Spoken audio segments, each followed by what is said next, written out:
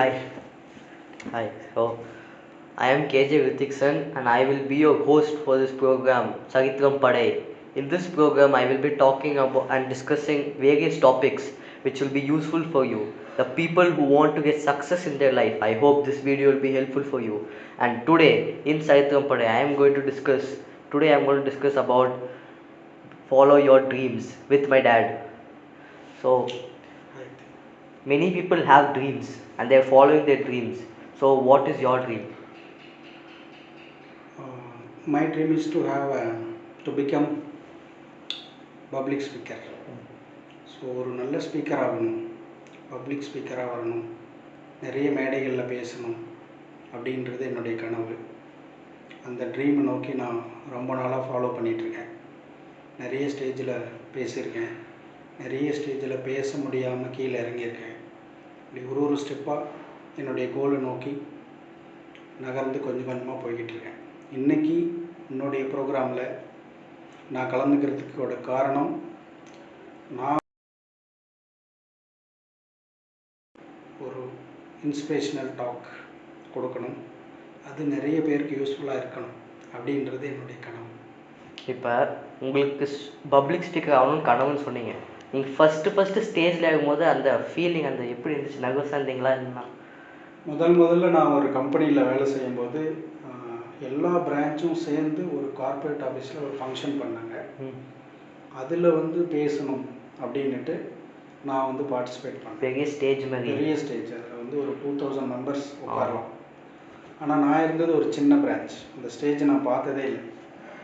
என்னுடைய பிரான்ச்சில் இருக்கும்போது அங்கே ஒரு 40 to 50 மெம்பர்ஸ் இருக்கிற ஒரு சின்ன இடத்துல நான் பேசினேன், ப்ராக்டிஸ் பண்ணேன் 2-3 days. அப்போ எல்லாமே பர்ஃபெக்டாக இருந்தது. என்னுடைய பிரான்ச் மேனேஜர் என்னை அப்ரிஷியேட் பண்ணாங்க, நல்லா பேசுகிற அப்படின்ட்டு.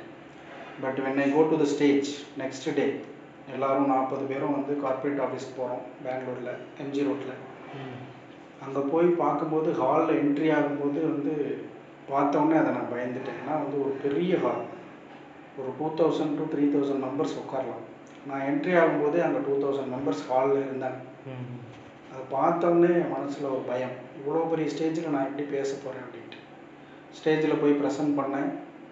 சரியாக நான் ப்ராக்டிஸ் பண்ணபடி என்னால் அங்கே ப்ரெசென்ட் பண்ண முடியல.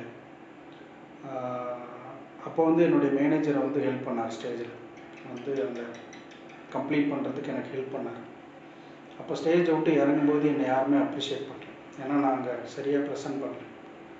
அப்போது ஒரு அவமானத்தோடு கீழே இறங்கி அது என்னுடைய மைண்டில் நல்லா பேசணும் அப்படிங்கிற ஒரு எண்ணம் இருந்ததுனால அடுத்தடுத்து நான் பேசுகிறதுக்கு உண்டான வாய்ப்பை தேடி நிறைய ஆப்பர்ச்சுனிட்டியை நானே க்ரியேட் பண்ணியிருக்கேன். அதுக்கப்புறம் பல ஸ்டேஜில் நான் பேசியிருக்கேன். என்னுடைய கோலை நோக்கி நான் ஃபாலோ பண்ணிக்கிட்டு போய்கிட்டு இருக்கேன். அது வேணால் சொல்ல முடியும். நான் கோலை இன்னும் ரீச் பண்ணலை. கோலை ரீச் பண்ணுறதுக்கு உண்டான வழியில் நான் ஃபாலோ பண்ணி போய்கிட்டு இருக்கேன். ஸோ நீங்கள் பேசினதுலே எது பெஸ்ட் ஸ்டேஜ்? லைக் நீங்கள் பேசினதுல எது பெஸ்ட் ஸ்டேஜ்? ஸோ அதுவும் என்ன டாபிக் பேசுனீங்க? சேலமில் சேலம் தமிழ் சங்கத்தில் ஒரு ஸ்டூடெண்ட்ஸ்க்கு ஒரு கைடன்ஸ் கொடுக்குற மாதிரி ஒரு டாக். அதில் கிட்டத்தட்ட ஒரு 1 ஹவருக்கு மேலே பேசியிருக்கேன். ஸோ அதில் ஐ காட் சாட்டிஸ்ஃபேக்ஷன். நான் பேசணும்னு நினச்சதை 100% பேச முடியாது எல்லா ஸ்டேஜ்லேயும், ஒரு 40%ஆவது பேசியிருக்கேன் அப்படிங்கிற ஒரு சாட்டிஸ்ஃபேக்ஷன் கிடைச்சிருக்கு. இன்னும் நான் நிறைய ப்ராக்டிஸ் பண்ணிகிட்ருக்கேன். அடுத்தடுத்த ஸ்டேஜில் நான் பேசணும்னு நினைக்கிறது அட்லீஸ்ட் ஒரு 60-70% ஸ்டேஜில் பேசணும். நான் பேசுகிறது நிறைய பேருக்கு போய் சேரணும், அதிலிருந்து ஒரு சிலரையாவது நான் இம்ப்ரெஸ் பண்ணணும் அப்படிங்கிறது தான் என்னுடைய கோலாக இருக்குது. சரி, இப்போ நம்ம ட்ரீமை பற்றி பேசிகிட்டு இருக்கிறதுனால நான் ஒரு புக்கு படித்தேன். அது த அல்கெமிஸ்ட் அப்படின்னு ஒரு book. It was written by Paulo Coelho. அந்த புக்கு 60 மில்லியன் காப்பீஸ்க்கு மேலே உலகம் ஃபுல்லாக சோலைக்குது. அந்த புக்லேயும் நீங்கள் சொன்ன மாதிரி இதே மாதிரி ட்ரீம் பற்றி தான் எழுதிக்கிறாங்க. அதனால புக்கு நான் கேள்விப்பட்டிருக்கேன். ஒரு சில வருஷத்துக்கு முன்னாடியே இந்த புக்கை பற்றி முன்னாள் காவல்துறை அதிகாரி ஐயா கலியமூர்த்தி அவர்கள் இந்த புக்கிலேருந்து ஒரு லைன் சொல்லி கோட் பண்ணி சொல்லியிருப்பார் இந்த ஸ்பீச்சில். Really if you want to achieve something, the universe will conspire and will come and help you அப்படின்னு சொல்லியிருப்பார். இந்த உலகமே உனக்கு உதவி செய்யும், நீ என்ன பண்ணணும் அப்படிங்கிற கோலை நோக்கி நீ வந்து கரெக்டாக ஃபாலோ பண்ணிட்டு போயிருந்தீங்கன்னா அது நடக்கும் அப்படின்னு சொல்லியிருப்பார். ஸோ அந்த அவருடைய ஸ்பீச் கேட்டு அதில் இன்ஸ்பயர் ஆகி இந்த புக்கை நான் படிக்கணும் அப்படின்ட்டு 2 வருஷத்துக்கு முன்னாடியே நான் வந்து இந்த புக்கை எப்படியாவது படிக்கணும் அப்படின்ட்டு ஒரு ஆர்வத்தோடு இருந்தேன். ஸோ இன்றைக்கி வந்து உன்னுடைய ப்ரோக்ராம் வழியாக அந்த ஸ்டோரியை கேட்குறதுக்கு ரொம்ப இன்ட்ரெஸ்டிங்காக இருக்கேன். So yeah, go ahead and start your story. நீங்கள் சொன்ன மாதிரியே ஒரு பையன் இருப்பான். அவன் வந்து அவன் டெஸ்டினி, அவன் கோலை ரீச் பண்ணுறதுக்கு நிறைய தடங்கள் தாண்டி அவன் போய் அந்த கோலை ரீச் பண்ணுவான். அதான் இந்த புக்கில் வந்து சொல்லியிருக்காங்க. இந்த புக்கு வந்து எப்படி ஸ்டார்ட் ஆகுதுன்னா, there is a boy, his name is Santiago. He's a shepherd. அவன் வந்து ஒரு பழைய abandoned சர்ச் பக்கத்தில் வந்து ஒரு நாள் படுத்துட்டு தூங்கிட்டு இருப்பான் ஒரு மரத்துக்கு அடியில். அப்போ வந்து அவனுக்கு ஒரு கனவு வரும்.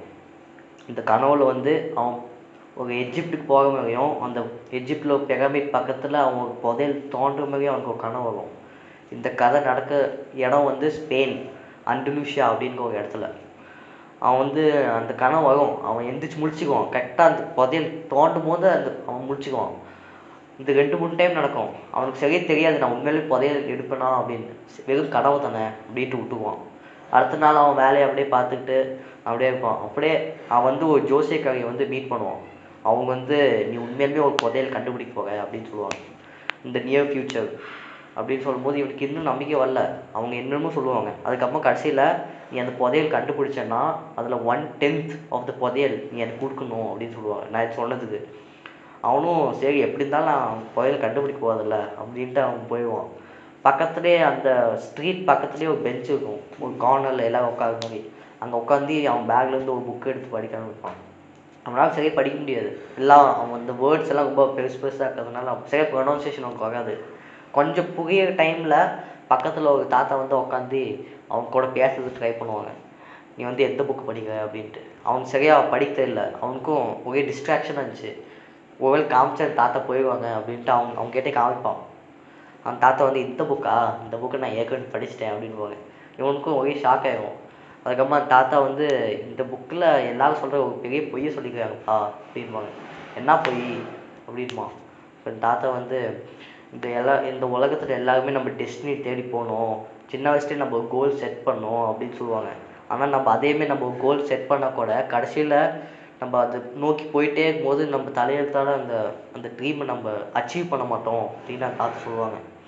அப்போ இவன் வந்து அப்படிலாம் ஒன்றும் இல்லையே, நான் வந்து ஆடு மேய்க்கணும்னு ஆசைப்பட்டேன், இந்த உலகம் ஃபுல்லாக சுற்றணும்னு ஆசைப்பட்டேன், நிறைய புது மக்களோட சந்தித்து அவங்க கூட பேசணும்னு ஆசைப்பட்டேன், அதேமாரி தான் நடந்துட்டு இருக்குது.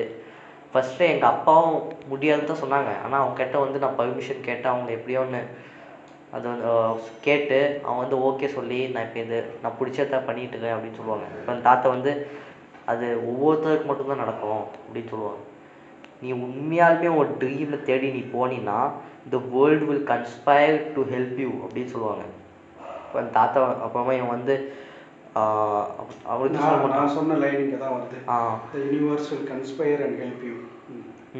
இப்போ அந்த தாத்தா வந்து அந்த வகையில் நானும் உனக்கு ஹெல்ப் பண்ண வந்துக்கிறேன் அப்படின்னு சொல்லுவாங்க. இவனுக்கு ஒன்றுமே புரியாது. இப்போ அந்த தாத்தா வந்து அந்த புதையல் எங்குதுன்னு ஒன்று சொல்கிறேன் அப்படின்வாங்க.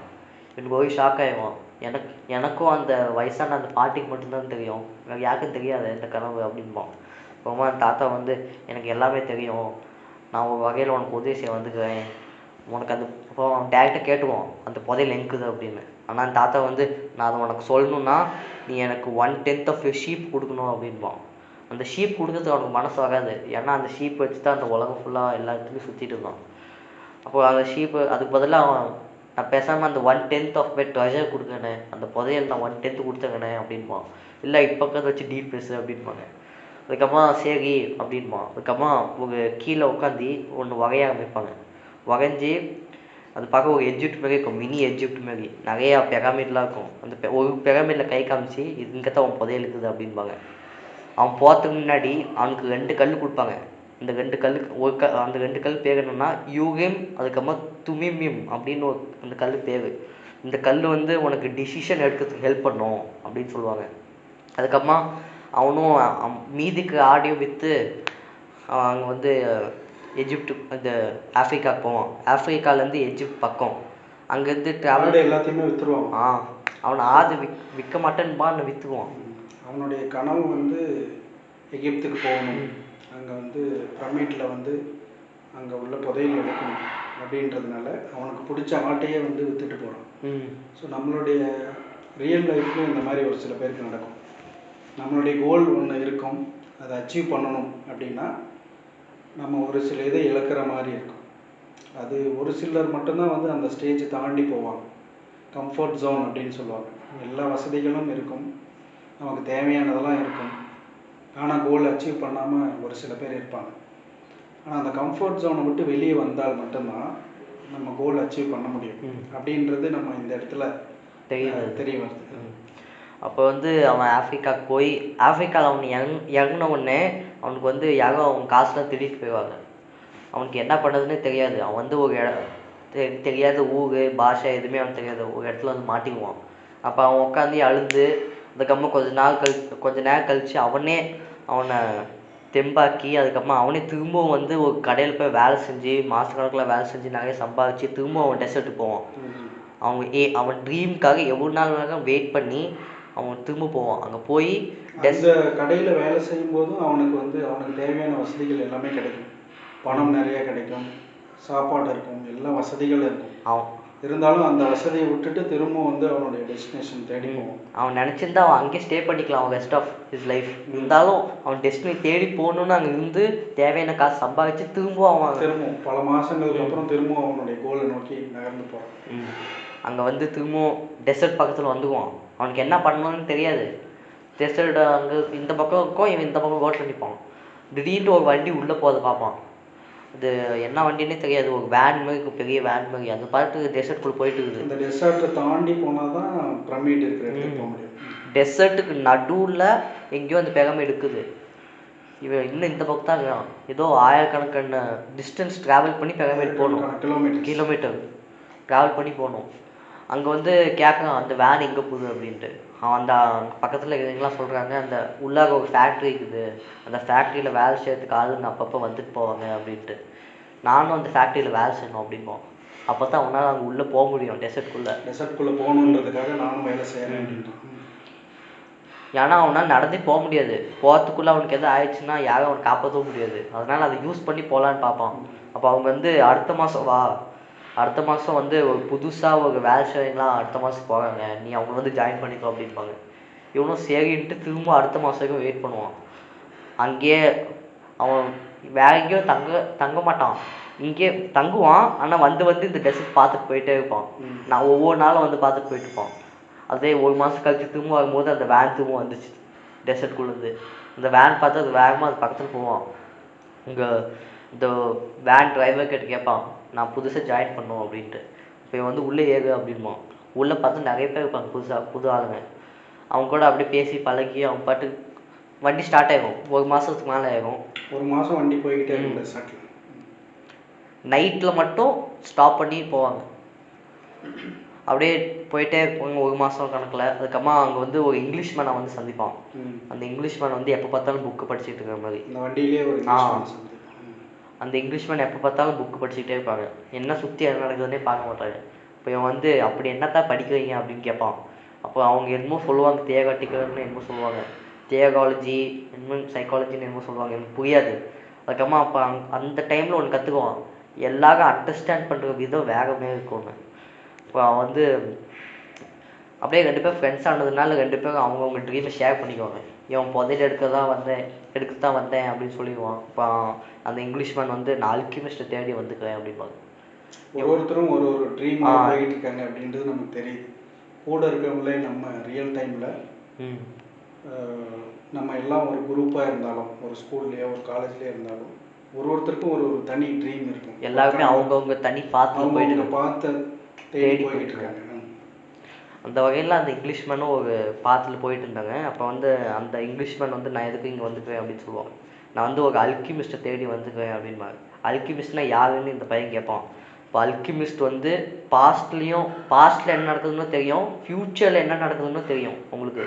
அவங்களால எந்த மெட்டீரியலையும் அவங்களால கோல்டாக மாற்ற முடியும். அது மட்டும் இல்லாமல் அல்கிமிஸ்டால நார்மல் மனுஷனோட நிறைய நாள் அவங்களால வாழ முடியும் அப்படின்னு சொல்லுவாங்க. இப்போ இவன் வந்து நானும் அந்த அல்கிமிஸ்ட்டை பார்க்கணும் அப்படின்மா. அப்படியே ட்ராவல் பண்ணி இவங்க வண்டி வந்து ஓசிஸ் அப்படிங்கிற ஒரு இடத்துல வந்து நிற்கும். இந்த அல்கமிஸ்ட்டை பார்த்தா இவனுடைய புதையல் எங்கே இருக்குதுன்னு கேட்டுடலாம் அப்படின்றதுக்காக பார்த்தேன். ஓசிஸில் வந்து நிற்கும் அந்த வண்டி. இவனுக்கு என்ன இந்த பையனோட கணிப்படி அந்த வண்டி வந்து ஒரு ஃபேக்ட்ரியில் தான் போய் நிற்கணும். ஆனால் அது வேற ஒரு ஊரில் வந்து நிற்கும், ஓசிஸ் அப்படின்ற ஊரில். இவனுக்கு போய் கன்ஃபியூஷனாக இருக்கும். எல்லாரும் அப்படித்தான் யோசிச்சுட்டு இருப்பாங்க. அப்போ திடீர்னு ஏதோ மீட்டிங்னு கூட்டிகிட்டு போவாங்க. அங்கே போய் அந்த ஓசிஸ் வந்து ஒரு ஊர் மாதிரி டெசர்ட்குள்ளே ஒரு ஊர். அந்த அந்த லீடர் வந்து அப்படியே எக்ஸ்பிளைன் பண்ணுவாங்க. இப்போ வந்து ஒரு ட்ரைபல் வார் வந்து ஒரு நடக்குது, ஒரு வார் வந்து நடக்குது, அதனால் நீங்கள் யாருமே போக முடியாது. ரெண்டு ரெண்டு நாட்டுக்குள்ளே போர் நடக்குதுமே டெசர்ட்குள்ளே நடக்குது. அதனால உங்களால் போக முடியாது அப்படிம்பாங்க. அதனால் நீங்கள் கொஞ்ச நாள் இங்கே ஸ்டே பண்ணுற மாதிரி தான் இருக்கும் அப்படின்ட்டு. வார் இப்போதைக்கு நிற்கிற மாதிரி இல்லை அப்படின்னு சொல்லுவாங்க. அதுக்கப்புறமா இவனும் இங்கிலீஷ் மேனும் சேர்ந்து 2 பேர் சேர்ந்து அல்கிமிஸ்ட் தேடுவாங்க. ஏன்னா அல்கிமிஸ்ட் எல்லாம் நிறைய பேர் ஓசிஸில் தான் பார்த்துக்கிறத சொல்லுவாங்க. லக்கிலி அவங்க ஓசிஸ்லேயே வந்து இறங்கிட்டாங்க. அதனால ஓசிஸில் வந்து தேடுவாங்க. அவங்களால கண்டுபிடிக்க முடியாது. இங்கிலீஷ் மேனுக்கு வந்து சோகமாகிடுவாங்க. அதுக்கப்புறமா இவன் வந்து 2 ஈகிள் வந்து சண்டை போடுறதுமே பார்ப்பான். அவன் மனசு வந்து ஏதோ பிரச்சனை நடக்க போகுது அப்படின்னு சொல்லும். இவன் வந்து அந்த லீடர் கிட்ட போய், அந்த இடத்தோட லீடர் கிட்ட போய், நாளைக்கு இல்லைன்னா எப்போ வேணாலும் ஒரு போய் இங்கே வரலாம், நடக்கலாம் அப்படின்னு சொல்லுவான். அவங்களால நம்ப மாட்டாங்க, எல்லாம் சிரிப்பாங்க. இருந்தாலும் எச்சரிக்கையாக இருக்கலாம் அப்படின்னு முடிவெடுத்து எல்லாத்தையும் ரெடியாக வச்சுக்குவாங்க போருக்கு. அவன் சொன்ன மாதிரி அடுத்த நாளைக்கு போர் நடக்கும். அவன் ஏற்கனவே ரெடியாக வச்சதுனால அவங்க ஜெயிச்சுக்குவாங்க. அதுக்கப்புறமா இந்த லீடர் வந்து இவங்ககிட்ட வந்து ரொம்ப தேங்க்ஸு அப்படின்னு சொல்லி இவனுக்கு 50 கோல்டு காயின்ஸ் கொடுப்பாங்க. இந்த கோல்டு காயின்ஸ் ஞாபகம் வச்சுக்கணும், ஏன்னா பின்னாடி அதுக்கு ஒரு ஸ்டோரி இருக்குது. அந்த கோல்டு காயின்ஸ் இவனுக்கு கொடுத்து, நான் அவனுக்கு இங்கேயே வேலை போட்டு தரேன் அப்படின்னு சொல்லுவாங்க. நல்ல வேலை, நல்ல வீடு எல்லாமே கொடுக்குன்னு சொல்லுவாங்க. நல்லா வசதியாக இருக்கலாம். அதுக்கப்புறமா இவன் சரின்ட்டு அங்கே ஒரு நாள் இருந்தான். அடுத்த நாள் வந்து ஒருத்தர் குதிரையில் வேகமாக வந்து இவன் முன்னாடி வந்து நிறுத்துறாங்க. இவன் ஒரு வேலை திருடனா இருக்கணும்னு பயந்துக்குவான். அதுக்கப்புறமா அவன் வந்து நில்லு அப்படின்பான். நான் வந்து அல்கிமிஸ்ட் அப்படின்னு அந்த ஆள் சொல்லுவான். இவனுக்கு ஒரே ஷாக் ஆகிடும். என்னது அல்கிமிஸ்டா? அந்த இங்கிலீஷ்மேன் உங்களை தான் தேடிட்டு இருக்காரு, இவங்க நான் போய் கூட்டிகிட்டு வரேன் அப்படின்பான். ஆனால் அவன் வந்து நான் அவன்கிட்ட ஏற்கனவே பேசிட்டேன், இப்போ ஓக்கிட்ட தான் பேசுறதுக்கு வந்துக்கிறேன் அப்படின்பாங்க. நீ எதுக்காக இங்கே வந்த அப்படின்னு டேரெக்டாக கேட்டுவாங்க. இவன் வந்து நான் புதையல் தேடி வந்தேன் அப்படின்னு. அப்படி எதுக்கு புதையல் தேடாமல் நீ இங்கே இருக்கிற அப்படின்னு. எனக்கு தேவையான வசதி எல்லாமே இருக்குது, காசு எல்லாமே இருக்குது, நான் இங்கே தங்கிக்கலாமா, நான் எதுக்கு எதுவுமே போகணும் அப்படின்போம். அதுக்கப்புறம் அந்த அல்கிமிஸ்ட் வந்து நீ இங்கே தான் இருப்ப, ஒரு 2-3 வருஷம் கழிச்சு திரும்ப அந்த கனவு உனக்கு வர ஆரம்பிச்சு, அந்த புதையல் கனவு. அதுக்கப்புறம் திரும்ப நீ எப்போ இருந்தாலும் தேடி தான் போக, அதுக்கு பேசாம நீ போயிடலாமே அப்படின்போம். அப்புறமா அந்த அல்கிமிஸ்ட் அவன் கன்வின்ஸ் பண்ணி இவனும் சரின்னு ஒத்துக்கிட்டு அந்த வேலையை வேணாம் அப்படின்ட்டு அதையும் விட்டுட்டு வந்துடுவான். திரும்ப 2வது எல்லா வசதிகளும் விட்டுட்டு, கோல்டு எல்லாம் வச்சிருக்கிறான், நிறைய காசு இருக்கு, இதெல்லாம் விட்டுட்டு திரும்ப போகிறான். இந்த இடத்துல நம்ம வந்து the universe will conspire and help you அப்படின்றது 2வது டைம் அவனுக்கு நடக்குது. அந்த அல்கிமிஸ்ட் வந்து இவனுக்கு சொல்றாரு. அவன் வந்து தானாவே அல்கிமிஸ்ட் வந்து இவனுக்கு ஹெல்ப் பண்றாங்க அடுத்த ஸ்டேஜுக்கு போறதுக்கு. அப்படியே இவன் வந்து இவனும் அந்த அல்கிமிஸ்ட்டும் ரொம்ப தூரம் ட்ராவல் பண்ணுறாங்க. அப்போ இன்னொரு ஊர்கிட்ட வந்து நிற்கிறாங்க. இவனுக்கு தெரியாமலே அந்த அல்கிமிஸ்ட் வந்து ஒரு லாங்குவேஜுமே சொல்லியிருக்காரு. அந்த லாங்குவேஜ் பேர் தான் அல்கிமி அப்படின்னு இந்த புக்கில் வந்து மென்ஷன் பண்ணிக்கிறாரு. அந்த லாங்குவேஜ் வந்து அவனால் இயற்கை கிட்ட பேச முடியும், தண்ணி கிட்ட பேச முடியும், சூரியனை பார்த்து பேச முடியும், காற்று பார்த்து பேச முடியும். அந்த மாதிரி அந்த அல்கிமிஸ்ட் வந்து இவனுக்கு உனக்கு மனசில் என்ன படுதோ அதைத்தான் நீ பண்ணணும் அப்படின்னு சொல்லி கொடுப்பாங்க. ட்ராவலிங் பண்ணும் போதே இவனுக்கு தெரியாமலே இவனுக்கு எல்லாம் சொல்லி கொடுத்துருப்பாங்க. அதுக்கப்புறமா கடைசியில் அந்த அல்கிமிஸ்ட் வந்து உனக்கு நான் எப்படி மற்ற பொருளை கோல்டாக செய்யணும் அப்படின்னு சொல்லி கொடுத்துருன்னு ஒரு ஊரில் வந்து நிறுத்துவாங்க. டெசர்ட்குள்ளேயே நிறைய ஊர் இருக்கிற மாதிரி இந்த புக்கில் மென்ஷன் பண்ணிக்கிறாங்க. இந்த டெசர்ட்டில் வந்து அந்த ஊர் வேற ஒரு ஊர், இந்த ஊர் பேர் மென்ஷன் பண்ணல. அந்த ஊரில் வந்து அவனுக்கு கோல்டு எப்படி செய்யணும்னு சொல்லி கொடுத்துருக்காங்க. அந்த கோல்டு எடுத்து இவனுக்கு கொடுத்துருக்காங்க. அந்த கோல்டையும் நீங்கள் ஞாபகம் வச்சுக்கணும். அந்த அப்பமா அதுக்கு ஸ்டோரி இது. இந்த கோல்டையும் கேட்டு கொடுத்து இது நீயே வச்சுக்கோ, என் சேவ் பண்ணி வச்சுக்கோ அப்படின்ட்டு. ஏன்னா நம்ம கடைசி வரைக்கும் ஒன்றா ட்ராவல் பண்ண மாட்டோம், கடைசியில் நம்ம பிரிய வேண்டிய டைம் வரும் அது அப்படின்னு சொல்லுவாங்க. அதுக்கப்புறம் திரும்ப அவங்க ட்ராவல் பண்ணி ஒரு 2 மாதம் ட்ராவல் பண்ணுவாங்க. அப்ராக்சிமேட்டாக 2 மாதம் 3 மாதம் ட்ராவல் பண்ணி திரும்பவும் அந்த அல்கெமிஸ்ட் வந்து நின்று, ஏன் நின்றுட்டீங்க அப்படின்னு கேட்பான். ஏன் இனிமேல் நீ தான் போய் ஆகணும், கரெக்டாக இங்கேருந்து 3 மணி நேரம் ட்ராவல் பண்ணினா உன் புதையல் கிடச்சிடும் அப்படின்னு சொல்லுவாங்க. அதுக்கப்புறமா நான் இனிமேல் நான் வர முடியாது, நீ தான் போகணுன்ட்டு அவங்க ரிட்டர்ன் போயிடுவாங்க. அதுக்கப்புறமா இவனே தனியாக ட்ராவல் பண்ணுவான். ஒரு நைட்டில் வந்து ட்ராவல் பண்ணிட்டு இருப்பாங்க. 3 மணி நேரம் காலையில் அங்கே ரீச் ஆகுவான். அங்கே ரீச் ஆகிட்டு அவனுக்கு வந்து ரொம்ப ஹாப்பியாக இருக்கும், நான் வந்து இங்கே ரீச் ஆகிட்டேன் அப்படின்ட்டு அவனுக்கு. ஸோ இது வந்து பார்த்தீங்கன்னா ஒரு கட்டத்தில் நம்மளுடைய கோலை நோக்கி நம்ம மட்டும்தான் போகணும், நம்ம கூட யாரும் வரமாட்டாங்க அப்படின்றது நமக்கு தெரியுது இந்த இடத்துல. அதுக்கப்புறமா வந்து அந்த அந்த அல்கெமிஸ்ட் அவன் சொல்லி கொடுத்த மாதிரி அவன் மனசு எங்கெல்லாம் நோண்ட சொல்லுதோ அங்கெல்லாம் நோண்டுவான். அப்படியே நோண்டிக்கிட்டே இருப்பான், எங்கேயுமே கிடைக்காது, இருந்தாலும் நோண்டிக்கிட்டே இருப்பான். அப்போ திடீர்னு வந்து அந்த வார் நடக்குதுல்ல, அதில் வந்து 2-3 பேர் வந்து அவனை பார்த்துக்குவாங்க. அவன் வந்து ரிஸ்க் எடுத்து போவான். இங்கே ட்ரைபல் வார் நடந்துட்டு இருக்குது, அந்த போர் நடந்துட்டு இருக்குது, இருந்தாலும் அவன் அதை எதிர்த்து போர் இல்லை நான் இறந்தாலும் பரவாயில்லன்னு அவன் போவான். இருந்தாலும் அப்பப்போ எஸ்கேப் ஆகுவாங்க யாரும் பார்க்காம. ஆனால் இந்த டைம் அவனை வந்து பார்த்துட்டாங்க, நீ யார் இங்கே என்ன பண்ண அப்படின்னு. அப்போ அவன் வந்து இன்னொரு ஆள் வந்து 2-3 பேர் இருப்பாங்க. இன்னொரு ஆள் வந்து இவனை நான் வந்து நம்ம எதிரி நாட்டு அந்த ஓசிஎஸ்குள்ளே போகிறத நான் பார்த்தேன் அப்படின்பாங்க. அப்படி சொன்னானே இவனை போட்டு அடிக்க ஆரம்பிச்சுக்குவாங்க. இவனை அடித்து இவன் பேக்கில் இருக்கிற அந்த 50 கோல்டு காயின்ஸும் அந்த அல்கெமிஸ்ட் கொடுத்த தங்கத்தையும் எடுத்துக்குவாங்க. எடுத்துக்கிட்டு அவன் இன்னொரு டைம் அடிக்க வரும்போது இவன் கத்தி சொல்லிடுவான், எனக்கு இப்படி ஒரு கனவு வந்துச்சு, நான் புதையல் தேடி வந்துக்குவேன் அப்படின்ட்டு. அதுக்கப்புறமா அதில் ஒரு ஆள் வந்து சிரிச்சுக்கிட்டே வந்து சொல்லுவாங்க, எனக்கும் தான் இப்படி ஒரு கனவு வந்துச்சு, ஸ்பெயினில் வந்து அண்டலூசியாங்கிற ஒரு இடத்துல வந்து ஒரு அபேண்டன் சர்ச், இந்த மரத்துக்கு பக்கத்தில் ஒரு புதையல் இருக்கிறதா எனக்கு கனவு வந்துச்சு, நான் என்ன தேடியா போனேன் அப்படின்ட்டு சிரிச்சுட்டு போயிடுவாங்க என்னை விட்டுட்டு. அப்போமா இவனும் சிரிக்க ஆரம்பிச்சுக்குவான். அந்த பெராமிட் வந்து இவனை பார்த்து சிரிக்கிற மாதிரியும் இவன் வந்து அதை பார்த்து சிரிக்கிற மாதிரியும் அவன் யோசிப்பான். அவன் அப்போ ஏன்னா அவனுக்கு புதையல் இப்போ எங்கேருந்து தெரிஞ்சு போச்சு. அவன் வந்து உண்மையான எங்கே இருக்குது அப்படின்ட்டு அவன் சொல்லிட்டான் இந்த சர்ச்சில் தான் இருக்குது அப்படின்ட்டு. அவன் அந்த கனவை நோக்கி அவன் போகாதனால அவனால் எடுக்க முடியும். இப்போ வந்து திரும்பவும் அவன் வந்து அந்த சர்ச்சுக்கே வந்துடுவான். திரும்ப ஸ்பெயின் நாட்டுக்கு வந்து இவனுக்கு ஒருத்தர் சம்பந்தமே இல்லாத ஒருத்தன் வழியாக இவனுக்கு ஹெல்ப் வருது. இவனுடைய கோல் வந்து அந்த புதையல் எடுக்கணுன்ட்டு அந்த காட்டுக்குள்ளே இருந்த ஒருத்தனுக்கு கனவு வந்திருக்கு, ஆனால் அந்த கோல் நோக்கி அவன் போகலை. இவன் வந்து அதை ஒரு இன்புட்டாக எடுத்துக்கிட்டு திரும்ப அந்த சர்ச்சுக்கே போகிறான். திரும்ப அவன் எங்கே ஆரம்பிச்சாலும் அங்கேயே எடுத்துக்கோ சர்ச்சுக்கே போகிறான். அந்த அபேண்டன் சர்ச்சுக்கே போகிறான். அந்த மரத்துக்கு அடியில் தான் அவன் தூங்கினான், அதே இடத்துல தான் புதையலுங்குது. அவன் வந்து வானத்தை பார்த்து சிரிப்பான். எந்த இடத்துல தூங்கி அவனுக்கு கனவு வந்ததோ அதே இடத்துல தான் புதையல் இருக்குது. அவன் வந்து சிரிப்பான்.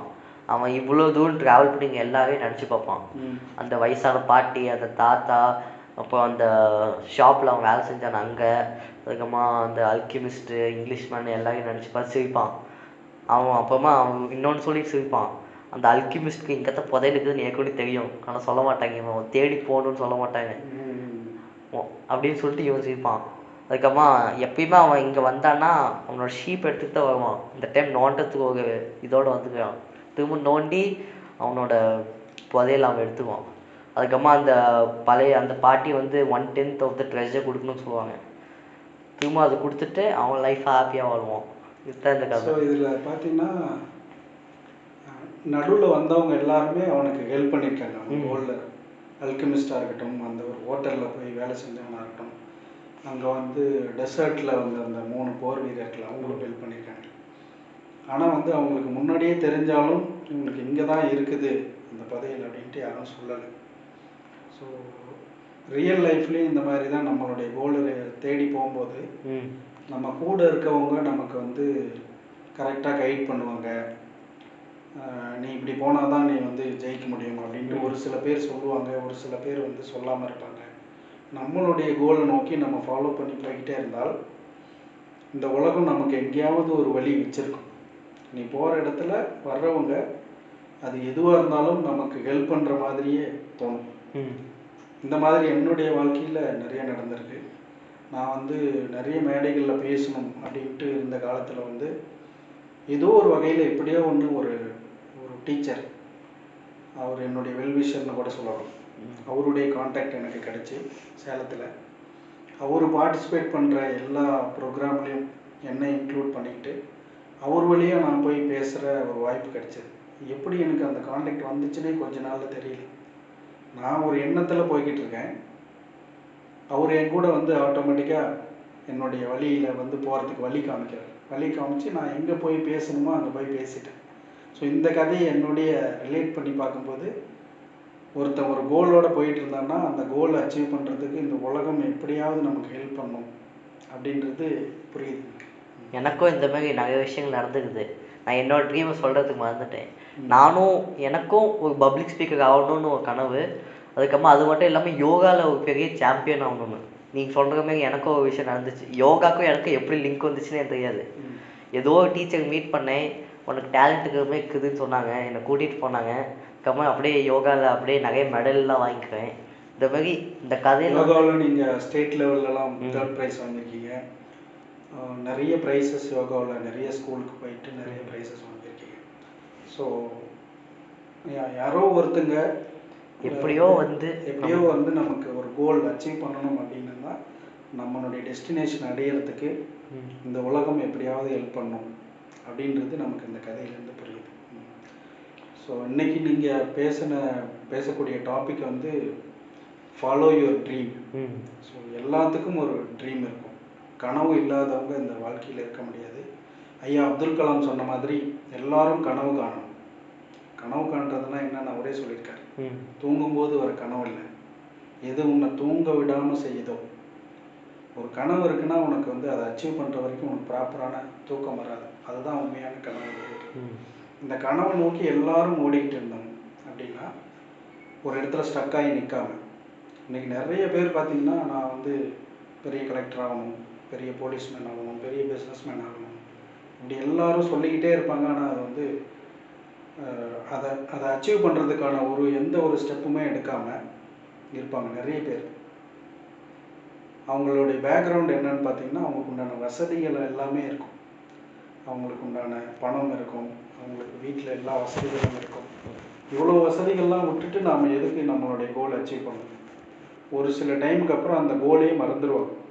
இது நம்ம சின்ன வயசில் கண்ட கனவு, அது எதுக்கு நம்ம இப்போ ட்ரை பண்ணணும், நமக்கு தான் எல்லா வசதியும் இருக்கு அப்படின்ட்டு இருப்பாங்க.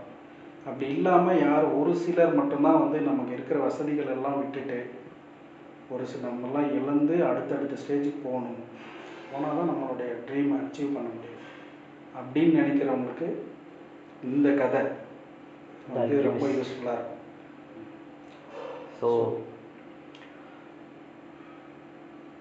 ஸோ இந்த ப்ரோக்ராமில் இந்த கதை நான் கேட்டதில் ரொம்ப மகிழ்ச்சி.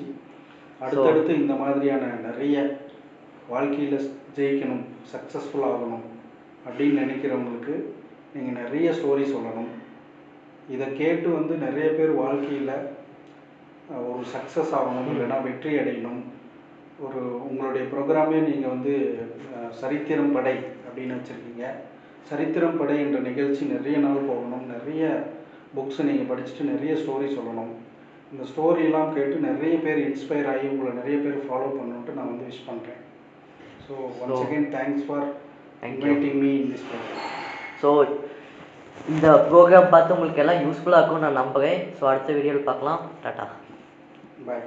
பாய்.